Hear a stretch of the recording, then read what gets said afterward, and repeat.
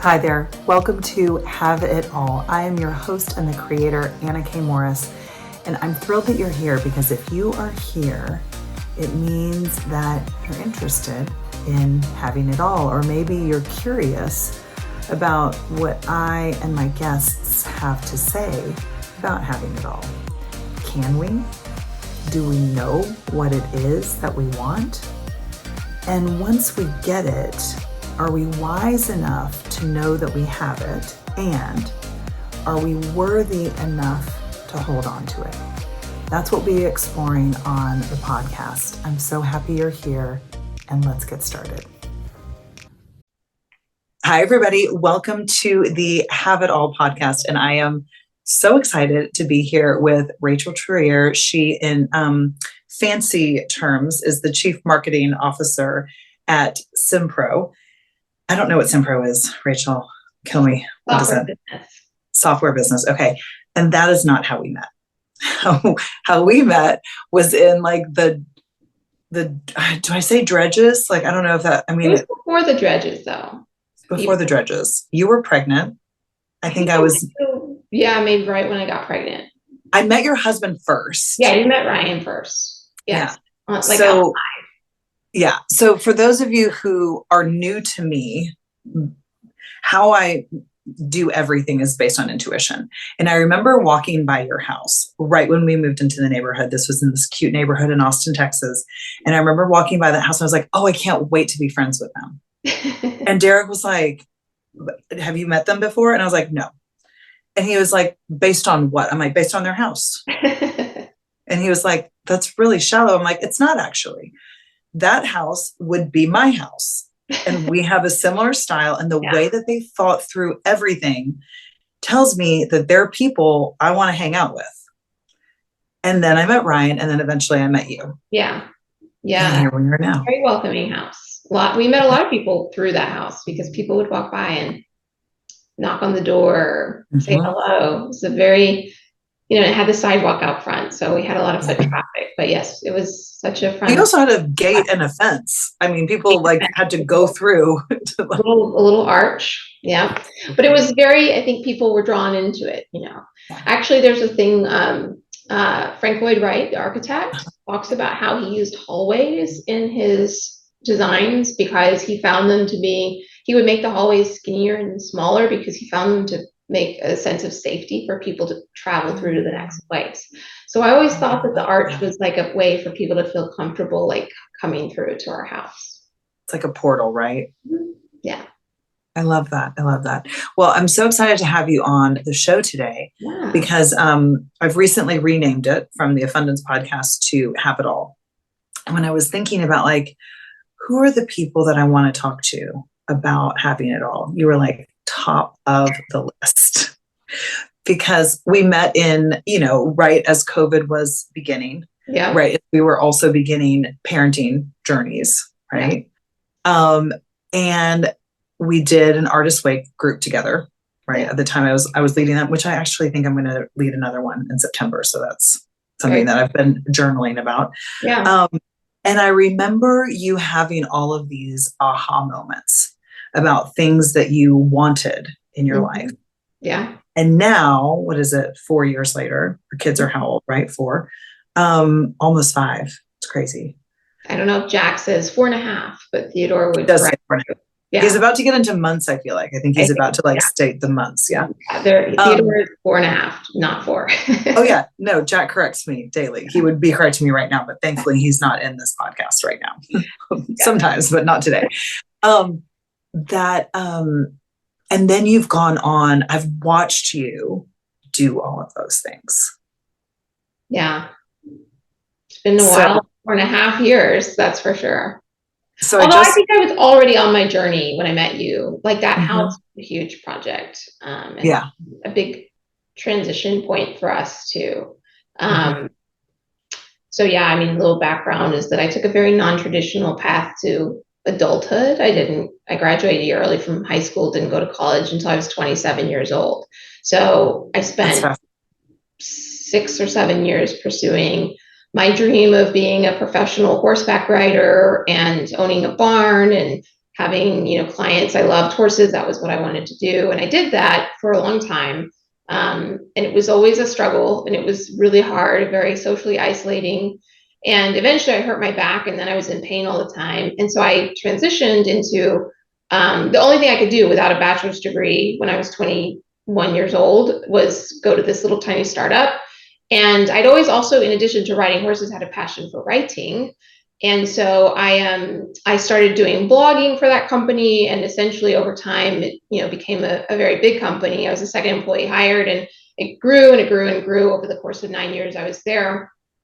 And then while I was there, I went and got my bachelor's degree while working full time when I was 27, which is where I met my husband. And I think the decision for me, like, it's funny, you go through all the steps in your life. Yeah. But when I look back at every decision I've made, it's been like in this pursuit of my passions and belief in myself and personal growth. Like every time I decide to do something, it's because I think I get to a place where I feel very stagnant and I'm not growing. And I think what's interesting about when I met you is that similar to you, I wasn't ever sure if I wanted to have children, and I probably wouldn't have had children if I hadn't married Ryan, because I knew that he would be an amazing dad, and he was much more of a nurturer. He loves to cook. And so his enthusiasm for the prospect of having children made me feel confident in going down that path. But I also had a lot of challenges in my career, really, when I was pregnant and even on maternity leave, both times. And then as a woman, you go through so much when you are pregnant and after you're pregnant, that I had a real identity crisis, I think, going on at that time, because I was really loving my marriage with Ryan. I felt like we were this unit. And as wonderful as it was to have a child in our lives, and he just was so happy, and it was such a special time when Theodore was an infant, I also felt like there was this big transition happening in my life. But it was the first transition I felt like where I didn't feel fully in control of it. I had a part in it, but it wasn't, there were two other people now involved in this transition. And I could see how it could quickly kind of spiral into a place where you could lose yourself. I could see it happening, it was out of body, right? Yeah. And so then how did you, so that's really interesting, because I think that's, I'm discovering who will be listening to this podcast, but for me, that's always my idea of people that are listening might not have that awareness, or then maybe this will shine a light on it. But then, okay, so you had the awareness, then what? What did you do? Because I think that's that slippery slope of I work with a lot of clients that are I don't know who I am. I'm yeah, girl, because you just stopped for 10 years and just did the mom thing, and that was it. And so when you could feel that, because I felt that same way, I think that's where we really connected. Yeah. How did you then lift up out of it and to be able to create your version of having it all? Because your version of having it all is not I love seeing what you're doing with horses, and I'd like to horseback ride, but not to the level. Well, it's asking me how did I climb out of a cave, I just rock by rock, fingernails in going towards something and not knowing exactly where that something was always. And I think the artist way was actually really it was, that was me grabbing on to the next little thing to say, how do I change something, and what does that look like? And I remember when I was doing the artist way, I'd always loved writing, but I had been writing a lot at the time that I was, when I was pregnant. I kept a journal. I kept the baby books. For the first year, I was really good at the baby books. I wrote down my birth story. I was writing quite a bit, but I think I wasn't writing about where I wanted to go. I was writing about what was happening in the moment. Yeah. And so a lot of the writing that I did when I was in the artist way, whether it was morning pages or in the book itself, some of the exercises, they took me back in time. They took me back to parts of me that I hadn't explored in a long time. And they gave me the conversations with you and the rest of the group gave me an opportunity to kind of voice my feelings about that. Like putting the lid on all of those things for a while and not knowing like what I was going to do about it then. That was the other thing. Like I had no idea when I was writing this stuff down that I was going to go out and buy 2 horses and a miniature horse. But I was writing down things that I hadn't really explored since I was like 16 years old, maybe, or 18. Yeah. So, and it took a while because I did then go and have a second child, my daughter. And I remember, like, I could tell you exactly what I was doing. Like, I was laying on the couch in September of 2021 so my daughter was like almost 6 months old. Theodore was, had just turned, I guess, 2. Is that right? 2 or 3. Because he was September birthday, so 2. Yeah, and I'm laying there on the couch and I was scrolling Instagram looking at, because I followed all these like equestrian people still or had started, like was constantly looking at things on the internet about horses. And I was laying there and it just like hit me I'm like, I should buy a horse. And I remember saying to Ryan, I was like, what would you think if I bought a horse? I'm not going to ride it. I'm just going to watch someone else ride it because I'm going to be an owner. Because at that point I was still concerned about hurting my back. And I also was concerned about my own like ability to ride and a lot of things, but I just thought I'll just buy a horse and I'll just watch someone else ride it and that'll be fun and I can be a part of it rather than like staring at my phone because I still watching other people do it. Yeah, I still love watching other people do it, but I'm like I should have my own horse in this game, and that was when I was like I think I might buy a horse, and I bought my first horse a month and a half later. I mean, I was on it. Like once that idea came in my mind, I was on it. I was doing it. But I guess back to your question, like if I would imagine that someone listening to this is exploring some level of themselves. So like, I think it's like the first step is some level of self-awareness. Like you've got to have enough self-awareness to say, ooh, like I don't feel good, or I feel stuck, or why do I feel so, impatient, or whatever those feelings are that bring someone to even listen to your podcast or reach out to you for coaching. Like really get clear on like what those feelings are. And a lot of times they're not comfortable and painful and, not how people want to feel day to day. But those are important feelings because they are motivating you towards somewhere. And I think the self-awareness is part of it. But then there's a second part, which is like commitment. And this is where I think I am pretty good, which is like commitment to my own self-improvement. Like no one else is going to do it for you. Ryan's not going to make me happy. My kids aren't going to manifest something for me. Like I have to do that. And that's not crawling out of the cave thing where it's like, I don't know where I'm going, but I've got to find my way and reach out to things that inspire me, whether it's like, the Artist Way or a retreat or, even doing something like this. I find this to be a way for me to explore things, that are going on in my life. So I, say yes to those things rather than like going out to dinner or something. Right. I love what you said, like about the awareness, but it really is recognize like after you do, which I think a lot of people, if you're listening, like you're already there, right? If you're listening to this kind of podcast, but it really is that commitment to yourself. And I always call it kind of action and accountability. Right. But I always get like really bothered in weddings when they say like, I promise to make you happy for the rest. I'm like, ooh, not your job, man. Like not your job. Like Jack recently said to me like, oh, mommy, I just want to make you happy. And I'm like, whoa, record scratch. That's not what we're doing here. Not your job. Never going to happen, Jack. Mm-hmm. Yeah. Your job is to make sure you are happy. Yeah. That also doesn't mean 5 popsicles. So let's qualify it. Like, let's like have a big conversation. You can want them. You can want them, but it actually wouldn't feel good on your tummy. Right. Yeah. Well, and I think like part of Ryan's job is to support me and my commitment to myself, whether that's like not resisting me going and riding my horses and I think it would be hard. I have friends whose partners aren't as supportive of them pursuing things like equestrian stuff. And I couldn't go and ride my horses. Actually, I could. Like, and that's the thing. If I wasn't married and I had these 2 kids somehow, like if I got divorced, I could go ride my horses. I would find a way to make it work.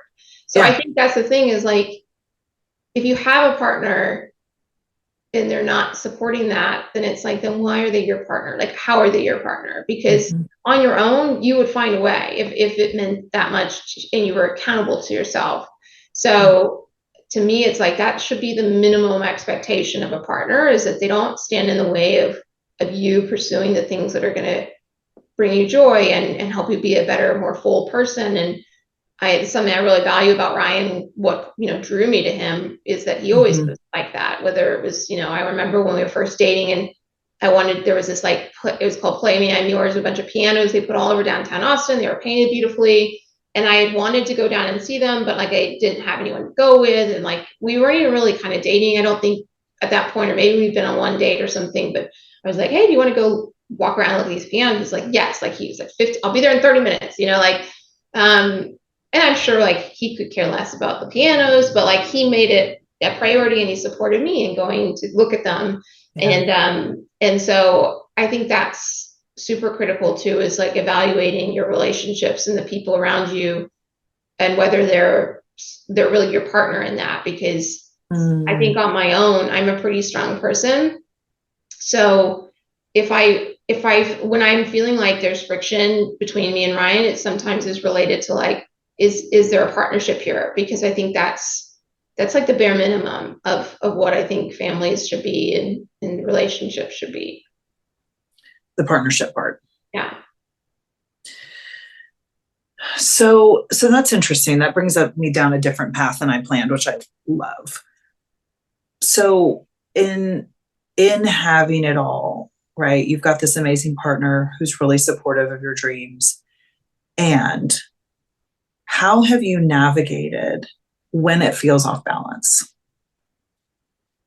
Because I think especially women at our age having families, it can easily feel like I'm doing everything at home. Oh, and also I work and everything. And like, you can just like leave whenever you want, especially if you're breastfeeding or like, pregnant, anything like that. Right. Yeah. So how have you navigated like when it doesn't feel like the balance and the partnership that you've been looking for? How do you navigate that? Well, I think my natural reaction is to go it alone. Like and probably to my detriment sometimes, where I'm like, I think that's pretty common by myself. That's what I tend to do. Yeah. Like, cause I don't mind being by myself. I don't mind being alone. And if there's resistance, then I'm like, okay, like, I think that when I decided to buy the horse, I was off balance. Like, there's a reason why I was laying on that couch thinking that, not just that I was like, oh, pretty horses on my phone, but also I clearly was like, when I look back at that time, it was just a grind. And we had 2 kids under 2. One of them had reflux, was like this constant like medicine and all this stuff, all the worst things you can think about of like raising an infant while raising a toddler was going on. And while we were partners, like we were working together on our kids, I was like, I need something else. Like, I can't just work on these kids with you. Yeah. Like, totally. I love having I started my coaching business when I had children. Like, I was like, I can't, like, Happy Karma Homes I love, but like that's really Derek's dream. I like to go in and like do the pretty design stuff and find the deals and put them together, but like the nuts and bolts, not my jam. Not going to be enough of my time to make it like viable. And that was when I started coaching. Yeah. And I think that's where I was like, I need something else in my life that I get to work on and that isn't work. Like, it's not my job. That's the other piece of it, I would say. But I think, I mean, it sounds, again, like, to me, a lot of it just comes back to like personal responsibility and finding your way through that. I would say, like, between Ryan and I, if we are like off balance, I don't know that it's always easy. Like, I think it's all the classic things of like communication and making time for each other and, looking at things that, how does the other one want to receive something versus you? Like, I think Ryan and I have very different styles. And so I often have to look at like what's going to bring him up versus like how I might be brought up, right? Like, or brought forward. And And then I think for me, a lot of it is just because I prefer more alone time than him. Balance for me is often finding more time to myself and really not feeling guilty about it, which is like the biggest thing. Yeah. And so I've had to learn that like the guilt is mine. Like it's not his. He's not saying things to me to make me feel guilty. It's just my own guilt, right? So I have to like take that little part of me and figure out where that comes from, and work on it and be okay with it too. Like if I feel guilty, just knowing that that's an okay way to feel sometimes and not allow it to dominate my, like the restorative part of being alone for me, which is what it really is like very restorative. But if I sit around feeling guilty the whole time, then it's really not that great. So really missing the point of being alone. Yes. And the best example I can give is that, like, first of all, I'm not a big grocery shopper, but the concept of going to the grocery store to me is like all about efficiency. But for Ryan, like he would do anything than go to the grocery store alone. So if it's like go as a family would be his first choice. Second choice would be take both kids. Third choice would be take one of the kids. Oh yeah, he would much rather take both kids to the grocery store than go by himself. I, on the other hand, am like, oh yeah, I know, it's wild. And I'm like, Derek does, now that I think about it, Derek does the same thing. I'm like, in what world is that relaxing? Well, and then I'm like, why are we all going to the grocery store? Like I could be doing literally anything. No, me too. We get together on efficiency. I'm like, yes, Rachel, this is not efficient. Like I do not. But I think that's just Ryan versus me of like how we like to do things. And he would rather have a buddy or a friend. And when we were dating or even married, he often would want to go with me to the grocery store. And I'd be like, why? I could sit here and watch Say Yes to the Dress, like for another 30 minutes, So I think it's often like, so I feel guilty sending him off to the grocery store with 2 kids, but I've had to realize that like, that's my guilt. He enjoys it. He would rather go do that. Yeah. I could sit at home and enjoy my time, or I could sit here and feel guilty. Like, which one am I going to choose? And at the end of the day, it's self-responsibility. It's me learning to claim, like, again, it's like, I'm going to say to myself, I feel guilty right now. That's how I feel, but that's okay. And I'm allowed to feel guilty, but I'm going to find other ways to like enjoy this time. So I don't just wallow in my guilt, because that's where I think the balance really starts to get messed up, is if you're just like wallowing and they come home and then you're feeling guilty. So like, I say something rude, or I try to defend myself about like where the grapes got put, like something tiny that's going to bubble back up. And I'm not in a healthy space to be like balanced and thinking about good things. So I don't know if I'm answering the question, but I think there's a lot of personal responsibility involved. Well, that's what I'm really hearing throughout this whole conversation, is that like it really just keeps coming back to personal responsibility, right? And that if you're going to take time to do anything, if it's not enjoyable, then what are you actually doing it for? Yeah. It's funny because we started before I hit record. We were talking about nails, right? Yes. As you do. And you've just been in the Adirondacks, and you've been like, you said feral for the last. Yeah. And speaking of personal responsibility, I used to be somebody that like would spend an hour every day getting ready. 1 whole hour. Wrapping my head around that now, I'm like, what was I could have done so much more with that time. Right? Yeah. And it wasn't until I went to my first yoga teacher training, and I was there for 30 days living in an ashram, and I remember the fingernails didn't bother me so much, but my toes started getting pretty grubby. So I needed to take my toenail polish off. I don't know a time that I ever not had toenail polish on. And it sounds stupid. Yeah, no, I get it. But it felt like freedom. Yeah. And I started to realize how much I hated doing my hair. And I really don't like wearing face makeup. Like I'll put on a little bit of eye makeup, but like I don't like wearing skin makeup. Like I don't want to do like, and so as I've gotten older, when I look at my personal responsibility, I'm like, if people don't enjoy being around me, they aren't going to enjoy me more just because I spend an hour getting my hair all right, or my makeup or whatever. So speaking of like going off the grid, like you've been for the last month, talk to me about like how rejuvenating that's felt. Like I love the word feral. I think it's important that we go feral for a Yeah. while, especially for kids, Yeah. Oh my gosh. and Yes. what that was and what that's been like for people that are like considering like how do you, I mean, because it was a process, right? Like you and Ryan got married in the Adirondacks, but when we met, like you didn't have a house there. No, the Adirondacks is an interesting place.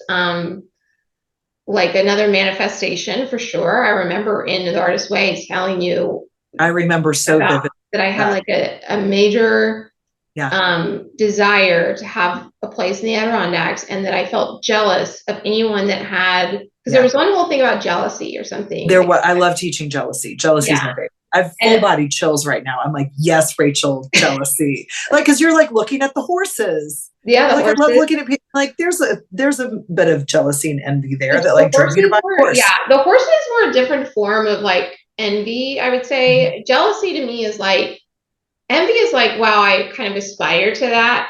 For me, jealousy feels like I don't like that person. Like I Yes, don't like this. yes, And yes. I had jealousy about,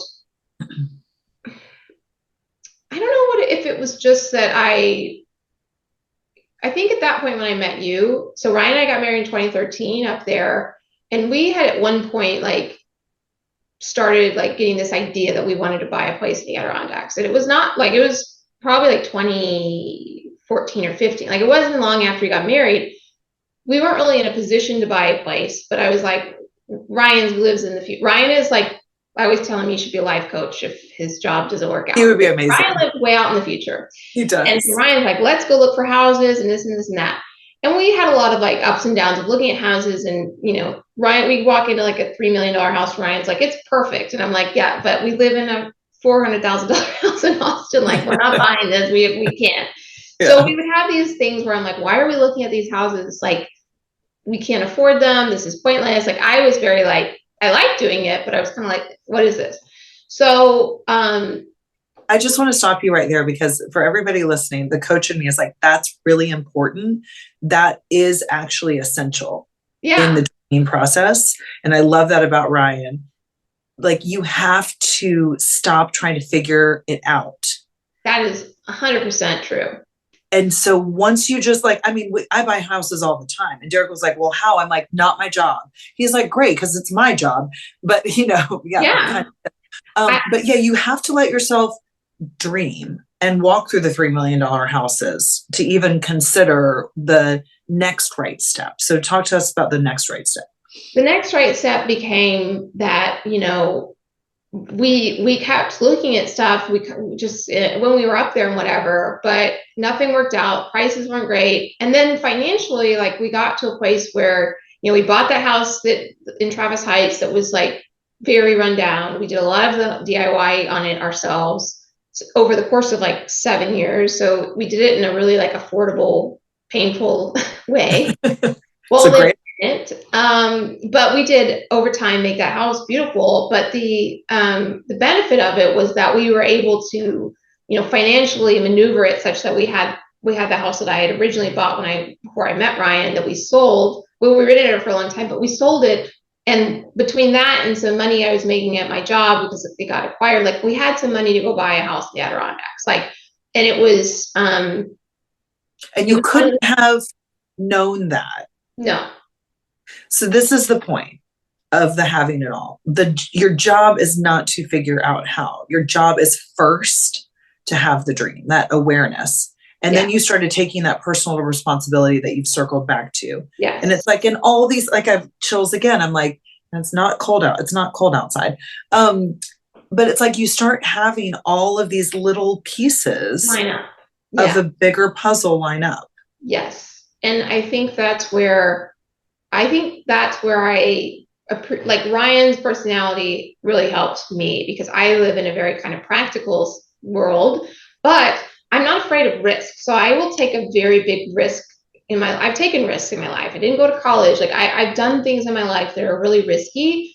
But I find that my being partnered with Ryan has been really good for me because he supports my risk taking. Like he doesn't try to talk me down off of stuff, and he doesn't try to say like, are you sure that's the right thing for you? Mm-hmm. And so whenever there's a success, it's like it was this joint thing, because like he's helped me get there in this like magical way. And I think with the Adirondacks thing, I had to learn how to be like, are you sure this is like, we're never gonna be able to, like, because could have been a part of me that was like, why don't you go earn some more money and go find us a house? I could have been really petty about the fact that we couldn't afford these houses, but I tried to take his approach to like, let's just go and let's just dream and let's look at these things, which was not my style, but being with him has helped me become more open to that idea. And then when we finally were like, okay, well, we actually like, could do something, it was one of those like synchronicity situations. Like literally someone called us and told us like, I know someone that's thinking about selling their house. He hasn't put it on the market yet, but he might. If you want to go look at it, I'll take you over there to look at it. Like literally like they just walked out the door. I mean, they're like wet towels hanging, all sorts of stuff. I walked through that place very quickly, briefly. And I just remember, it's in this beautiful cove on the lake, and it looks out over this island with a little chapel on it. And there's a boathouse with like a deck on top. And I was standing on that deck and I was like, this is like so much better than any $3 million house I've seen. Like, this is what I want it to feel like. And there we go. Stop right there. Okay. That's it. Yeah. You can pay attention to what you want it to feel like. That's it. That's gold. Yes. And in those $3 million houses, I'm like, they're pretty, they have a nice kitchen, but it didn't feel like what I wanted it to feel like. Right. When we get hooked on how we want it to feel, when we think that it's this, it could have been something different. It could have been like, I don't know, I feel like this in the Adirondacks, but it could have been somewhere else, right? Could have been. Because it really is about like you had hooked into this feeling you had there. Yes. And then, I will add, I don't think I told you, but we went and looked. We got to a place with our searches where we were like, well, maybe we should look elsewhere. We flew to Montana and looked at a ton of houses in Montana. We flew to Atlanta, Georgia, and drove to the Blue Ridge Mountains and looked at a bunch of houses there. Yeah. We did a search, and every time I was like, this isn't the feeling. Like, I don't know how to describe it, but this isn't where I want to be. Like, this isn't it. If I had all the money in the world, I still wouldn't buy this house, or I still wouldn't move here. I want to go to the Adirondacks. That's where I want to be. And I had a real draw. Like, that I know. I don't know how much you want to get into like past life stuff, but I'm pretty sure like, I have deep, like I didn't know that. Well, there's a whole nother podcast. The whole fact that I have deep connections without knowing that I have deep connections to the Adirondacks. I was unaware all through my life until Ryan and I got married that basically my great grandmother, my grandfather's mom, her dad, and all of their family was from Syracuse, and they would go to the Adirondacks and like fish and kayak and do all this stuff. And I would have these like deep feelings before I ever knew about that when I was there of like that I was home, or that I was around people that I knew. So I always had a draw to the Adirondacks, but then even in the Adirondacks, I had a feeling of what I wanted, but I couldn't find it. And when we went into the house, I was like, this is really cool. And I remember we were driving away, and I was pregnant with Theodore, and I was like, do you know what this guy wants for this house? And the guy was like, I'm not sure, I can give you his number. And then it was like, literally like, I had to like track the guy down. You know this because you've done it. But that's the whole fun part. That's the best part, is the finding of how is this going to work. And sometimes it does and sometimes it doesn't. And the ones that don't lead to something that does. So I tracked the guy down not once, but twice. And then eventually, and he's like, well, I'm sure you need to come back and look at it. And I was like, nope, I don't need to ever see it again. I was like, I'll buy it. I don't need to come back. And he was like, are you sure? Like, there's a whole, it turns out we hadn't seen like whole half of the place. Like, I was like, I don't care. I just want to, like, you don't need to send me pictures. I know you want that view. You want that chapel on that island and that feeling. And because it's like a hug. I mean, I've seen pictures. Yeah, it's like an embrace. Feeling. Yeah. And it's very private feeling. And it has this wilderness aspect to it. It feels wild and remote and feral. And it feels comfortable, but, expansive. Like the space is huge, but the house is small. Like everything about it, to me is like how I want to feel when I'm up there. Mhm. And, or really in general, but anyway, so yeah, that was how we pulled it off. And I will say that,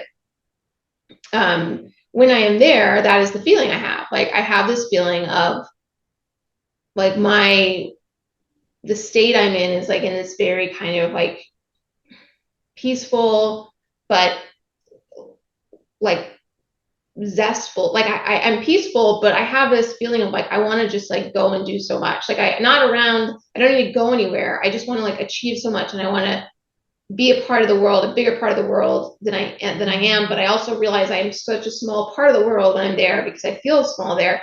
So it's always like this feeling of like I just want to explore more, and it brings out, I would say, like parts of me that I just don't feel when I'm anywhere else. So I go feral and don't get my nails done. I think that's amazing. And I think it's amazing to like have that. I mean, so I grew up in the Upper Peninsula of Michigan. Yeah. Which was all pretty feral, right? Youpers. Like what? Youpers, yeah. And so it can take it for granted, right? I mean, and we've got a house up there, and we're not able to get up there this summer because we just bought this house and have this huge project on our plates. And it like took me up until last night of like being mad about it and just being a total brat because, I really want that feeling. Yeah. And I'm like, okay, Anna, if you're such a good coach, how would you coach yourself through this? And I was like, well, I would recognize it like right now for this season, I'm leaning into like what we're doing to build our home here. And that home is still going to be there. I'm very fortunate. We have got this, summer house and that my sister and I now share. And that's going to be there. And how can I feel that expansion now in my everyday life? Right. Yeah.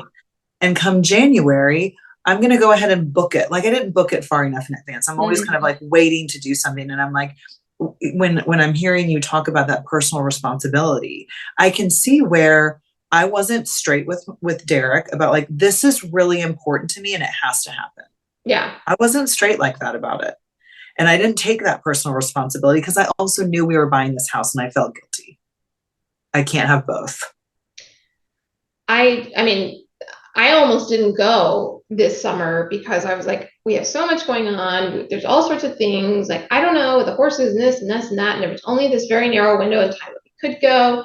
And I should also say to everyone, you work full time. You're the chief marketing officer of a very big company. We haven't talked about that much, but yeah. It's not like you're just playing horses and going to a cabin. No, mom and traveling for work, like everything. And I was coming up with all the reasons why we were not going to be able to go. And I kept asking Ryan, when do you want to leave? I don't know. I'm busy, work, blah, blah, blah. When do you want to go? I don't know, blah, blah, blah. And I'm like, okay, it's getting down to like the wire where if we don't go, we're not going to go because we're not going to be there long enough. So finally I was like, do you like know? And Ryan's like, I don't know. And so finally I just like sat down and I wrote out like the dates and the places I wanted, like, where are we going to stop? Like in my mind, what are we going to do? I mapped it out and was like, okay, that gives us 5 weeks up there. And I literally texted to him and I said, here's what I'm thinking. This is like it. This is the schedule. And he was like, okay. And then I was like, okay. And it was like, we're like calling each other's bluff. We're like, okay, we're going to do it. And if I hadn't done that, we probably wouldn't have gone, Yeah. And the kids had so much fun. I had a great time. Ryan had a great time. Like, but it is so easy to just, and I tell people, this is one thing I talk a lot about at work, is like, it's very easy to give up your balance. And people ask me about like work-life balance and, I have so much on my plate and everything.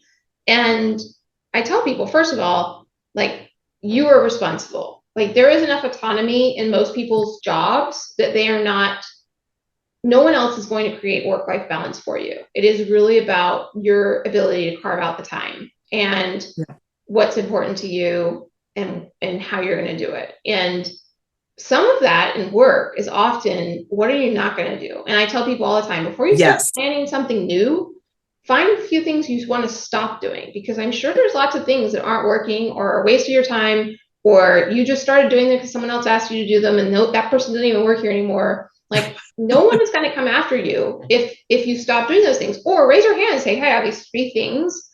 They add no value to the business and I don't think we should do them anymore. and like, let's have a conversation about it. And I'm going to be the first one to tell you to stop doing them if that's the case, right? So I'm really big on there's a whole concept called strategic abandonment, which is but it's like a little bit of Marie Kondo, like what's no longer bringing you joy, what's no longer adding value to the business or getting you where you want to go, and then why keep doing it? Because that frees up some of your most valuable time for things that might work or might be better or are going to bring you joy. And if you're so busy doing all those other things, like you can't do your best work. So I talk to my team a lot about cutting out things, letting go of things, stopping doing things before you start planning something new. And then from there, it's like, it's accountability to the new thing you want to do. It's like, if that's the bet you're making, go do it. And again, like once it's not working, let it go. But I'd rather you find out that thing didn't work than just keep doing something you know doesn't work over and over again. Right. And so for me, that's like my work-life balance talk is like, it's ultimately personal responsibility. Companies really can only do so much. Like they can create, leave, benefits and ways to empower people. They can have trainings on mental health awareness and how to be aware of like your workload. Some people just aren't aware enough of what's going on. But beyond that, it's really like, especially today when so many people work remotely, it's a lot of personal responsibility. And I see a lot of people putting themselves into situations where they're overworked, unhappy, and it's entirely preventable. Like they could stop. They have managers that support them. They have people that care about them. They've been recognized as high performers, and they're the ones that can't disconnect or let go of something. And so I've had to do that myself. I mean, again, like we just said, I do a bunch of different things, and I would probably very much never go and be feral and work from the Adirondacks if I didn't carve out the time. So it's really, to me, just another aspect of my personal responsibility to myself and my family of how, I want my life to look. Like, I don't want them just to see me sitting in my office 16 hours a day. Like, that's not the mom I'm going to be. It's interesting. I mean, I love all of this, and it really sounds like making that space, right, allows for you to then create all that you want. Yes. And I know in me deciding not to go on the trip, because I'm doing the opposite of what you're doing. I thought originally we'd be up there for a month. I'm like, okay, so like we have responsibilities here that we're choosing. This is not like me being a victim to or a martyr about what's happening. It's like, okay, so I want that feeling there. How can I create it here? Because I need boots on the ground to manage crews right now and stuff like that. Right. So I'm looking at like, okay, so how can I create more space? What are the things that need to get cut? Right. And it feels really good when then you can get together with your family and you're like, okay, so we're not going to be doing this. How can we create those feelings here? What is like a day trip we could take? Could we camp in the backyard? Like, what could we do that's right here? Because it's really the feeling that we're looking for. Yeah. Well, and you said earlier, I don't think we were recording yet, like we have more than we realize sometimes. Yeah. And I think that even for me, like coming back here, feelings of like, oh, I wish I was still there, or, oh man, it's like so hot in Texas. But I am really like, I think I've gotten into a place where like, I'm really grateful to be back. I got dressed up last night, and you were talking about, so I never used to do my hair or my makeup. I hated doing my hair, hated wearing makeup. You're wearing horse stuff. You're not wearing, So all last month I didn't blow dry my hair. I didn't put on a stitch of makeup, but like last night we were going to go to a friend's house, have dinner. I was like, and I knew I had this today. I'm like, I'm going to blow dry my hair. I'm going to do a hair mask. I'm going to put my collagen mask on. I'm going to do my makeup. And for me, it's almost like, and now I've come to enjoy it because I don't force myself to do it. And I don't do it because it's like, oh God, the daily grind. Like if I want to look like a slob, I look like a slob. But when I want to look pretty, or like how I like to appear as a pretty person, I will go and do all the stuff. And for me, it's like fun and I enjoy it. And it's like, I don't get to live this way really in the Adirondacks. I'm feral. So I'm trying to also appreciate that, like you said, great, we have more than we realize. And when you can appreciate the moment you're in and the season you're in, and like this really cool project you're working on, and you know, the time you're spending with your mom and all the things you're doing right now, like it may be a different view of what you expected, or you know, how you expected the summer to go, but like it's a valuable thing that you have that's also special to you. I know that because I know what you care about. And so it's like that's a lot in and of itself. Like that is having it all. It's being able to appreciate all the things in the moment that you're in with them, and know that time waits for you and evolves. And like when I was 20, did I expect to have 3 horses and a house in the Adirondacks and a couple kids and all the things they have? No, like I thought I was like gonna be living in a box in Las Vegas. Like I didn't think that my life would turn out this way, but I think that I committed to myself that I wanted to have all these things, and now it makes me really grateful that I do. Like in the moments that I am able to like pull away and say, "Wow, this is really special."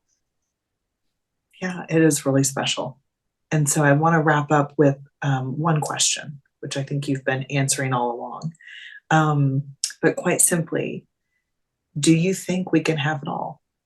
Yes, for sure. And is it okay to want more? More than all?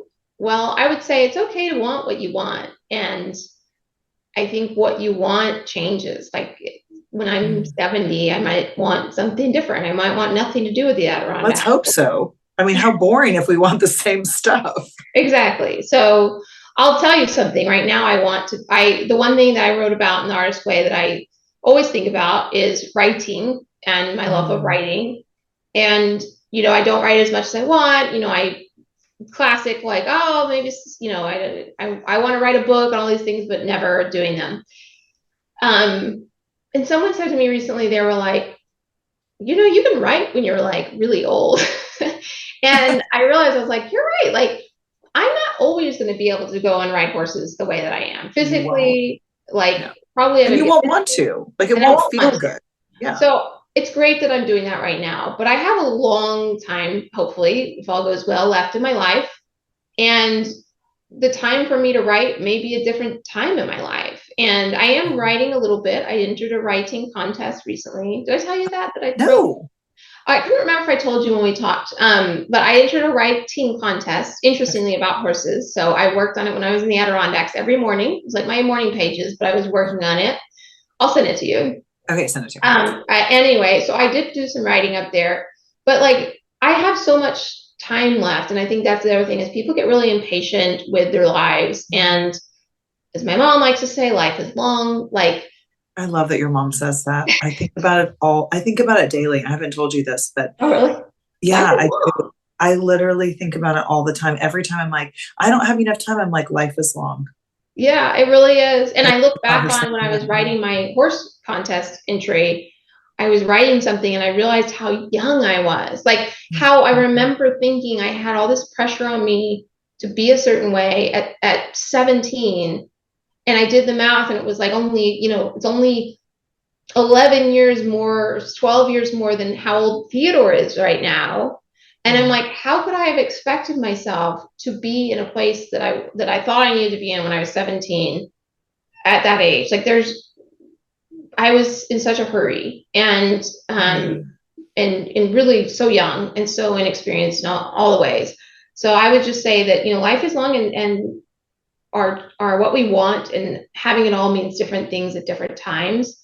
And as long as you maintain that personal responsibility and commitment to yourself to grow and change and seek those things out, and sometimes not know where you're going as you do, where you're crawling out of a cave, like wondering what's on the other side.